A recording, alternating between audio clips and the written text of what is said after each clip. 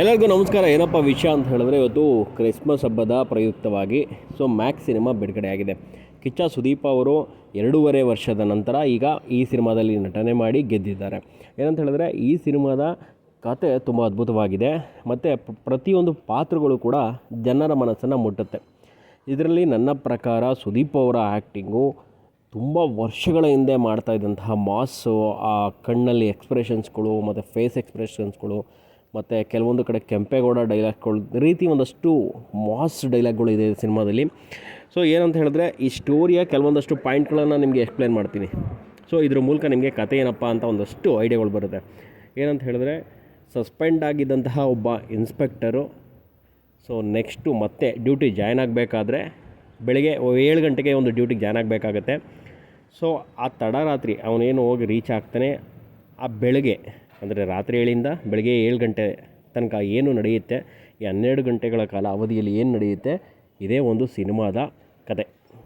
12 ಗಂಟೆ ಒಳಗಡೆ ಅವನು ಏನು ಫೇಸ್ ಮಾಡ್ತಾನೆ, ಏನೋ ಒಂದು ಪ್ರಾಬ್ಲಮ್ ಆಗುತ್ತೆ, ಆ ಪ್ರಾಬ್ಲಮ್ನ ಯಾವ ರೀತಿ ಸಾಲ್ವ್ ಮಾಡ್ಕೋತಾನೆ, ಅದು ಅವನ ಕ್ರಿಯೇಟಿವ್ ಮೈಂಡಿಂದ.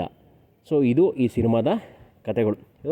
ಇಲ್ಲಿ ಬರುವಂತಹ ಕನ್ನಡದ ಬಹುತೇಕ ನಟರುಗಳು, ನೀವು ಬಿಗ್ ಬಾಸ್ನಲ್ಲಿ ಮಂಜಣ್ಣ ಅವರು, ಪ್ರಮೋದ್ ಶೆಟ್ಟಿ ಅವರು, ತುಂಬ ಕನ್ನಡದ ನಟರುಗಳು ತುಂಬ ಇದ್ದಾರೆ. ಮತ್ತು ತಮಿಳಿಯನ್ಸು ಕೂಡ ತಮಿಳ್ ನಟರು ಕೂಡ ತುಂಬ ಇದ್ದಾರೆ. ಅವರು ಕೂಡ ಅವರ ಪಾತ್ರಕ್ಕೆ ಜೀವವನ್ನು ತುಂಬಿದ್ದಾರೆ. ಅದರಲ್ಲೂ ನಮ್ಮ ಬಿಗ್ ಬಾಸ್ ಮಂಜು ಅವ್ರಿಗಂತೂ ಇದರಲ್ಲಿ ತುಂಬ ದೊಡ್ಡ ಪ್ರಾಮುಖ್ಯತೆಯನ್ನು ಕೊಟ್ಟಿದ್ದಾರೆ. ಹಾಗೆ ಕಿಚ್ಚ ಸುದೀಪ್ ಅವರ ನಟನೆಯಂತೂ ತುಂಬ ಅದ್ಭುತವಾಗಿದೆ. ಮತ್ತು ಈಗ ಸಂಗೀತ ವಿಷಯಕ್ಕೆ ಬರ್ತೀನಿ. ಸಂಗೀತ ಅಜನೀಶ್ ಲೋಕನಾಥ್ ಅವರು ತುಂಬ ಅದ್ಭುತವಾಗಿ ಮಾಡಿದ್ದಾರೆ. UI ಸಿನಿಮಾಗೂ ಅವರೇ ಮ್ಯೂಸಿಕ್ ಡೈರೆಕ್ಟ್ರು, ಇದರಲ್ಲೂ ಕೂಡ ಅವರೇ. ಸಿನಿಮಾದ ಬೇರೆ ಲೆವೆಲ್ಗಿದೆ. ಯಾಕೆಂತೇಳಿದ್ರೆ, ಈ ಸಿನಿಮಾ ಮಾಸ್ ಸಿನಿಮಾ ಆಗಿರೋದ್ರಿಂದ ಇಲ್ಲಿ ನಾವು ಲವ್ವನ್ನು ಎಕ್ಸ್ಪೆಕ್ಟ್ ಮಾಡೋಕ್ಕಾಗಲ್ಲ. ಒಂದಷ್ಟು ಮಾಸ್ ಸಾಂಗ್ಗಳನ್ನು ಇಲ್ಲಿ ಚೆನ್ನಾಗಿ ಬರೆದಿದ್ದಾರೆ ಮತ್ತು ಎಲ್ಲ ಬ್ಯಾಕ್ಗ್ರೌಂಡ್ ಸ್ಕೋರಲ್ಲಿ ಕೂಡ 6 ಹೊಡೆದಿದ್ದಾರೆ. ಕಿಚ್ಚ ಸುದೀಪ್ ಅವರ ನಟನೆಯಲ್ಲಿ ಹೇಳೋಂಗೆ ಇಲ್ಲ, ತುಂಬ ಅದ್ಭುತವಾಗಿ ಮಾಡಿದ್ದಾರೆ.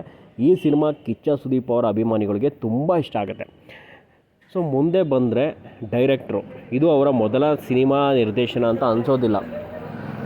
ತುಂಬ ಸಿನಿಮಾಗಳನ್ನು ನಿರ್ದೇಶನ ಮಾಡಿದ್ದಾರೆ ಅಂತ ಫೀಲ್ ಆಗುತ್ತೆ. ಆದರೆ ನನಗೆ ಒಂದು ಕಡೆ ಅನಿಸಿದ್ದು, ಈ ಒಂದು ಟೈಮಿಂಗ್ಸ್ ಏನು ಟೈಮ್ ಇಟ್ಕೊಂಡು ಮಾಡಿದ್ದಾರೆ, ಇದೇ ಸಿನಿಮಾ ತಮಿಳಿನ ಕಾರ್ತಿಕೇಯನ್ನವರ ಕೈತಿ ಸಿನಿಮಾದಲ್ಲಿ ಬಂದಿದೆ. ಈ ಏನು ಸಿನಿಮಾ ಇದೆ, ನೀವು ಬೇಕಾದರೆ ನೋಡ್ಬೋದು. ಆ ಸಿನಿಮಾದಲ್ಲಿ ಕೂಡ ಇದೇ ಜಾನರ್ ಇದೆ, ಇದೇ ಸಬ್ಜೆಕ್ಟ್ ಇದೆ. ಅದೇ ಸಿನಿಮಾವನ್ನು ಹೋಲ್ಸ್ ಮಾಡಿದ್ದಾರೆ ಅಂತ ಇಲ್ಲಿ ಡೈರೆಕ್ಟರ್ ಕ್ರಿಯೇಟಿವಿಟಿ ತುಂಬ ಚೆನ್ನಾಗಿದೆ. ಸಬ್ಜೆಕ್ಟ್ ಆ ಥರ ಇದೆ ಅಷ್ಟೇ ಹೊರತು ತುಂಬ ಕ್ರಿಯೇಟಿವ್ ಆಗಿ ತೆಗೆದಿದ್ದಾರೆ. ಈ ವರ್ಷದ ಇಯರ್ ಎಂಡ್ನಲ್ಲಿ ನೀವು ಒಂದು ಕನ್ನಡ ಸಿನಿಮಾವನ್ನು ಗೆಲ್ಲಿಸಬೇಕು ಅಂತ ಹೇಳಿದ್ರೆ ಈ ಒಂದು ಸಿನಿಮಾಗೆ ಹೋಗಿ. ಕನ್ನಡ ಸಿನಿಮಾ ತುಂಬ ಅದ್ಭುತವಾಗಿದೆ. ಕನ್ನಡ ಸಿನಿಮಾವನ್ನು ಚಿತ್ರಮಂದಿರದಲ್ಲಿ ನೋಡಿ ಅಂತ ಹೇಳ್ತಾ ವಿಡಿಯೋನ ಮುಗಿಸ್ತಾ ಇದ್ದೀನಿ. ಧನ್ಯವಾದಗಳು.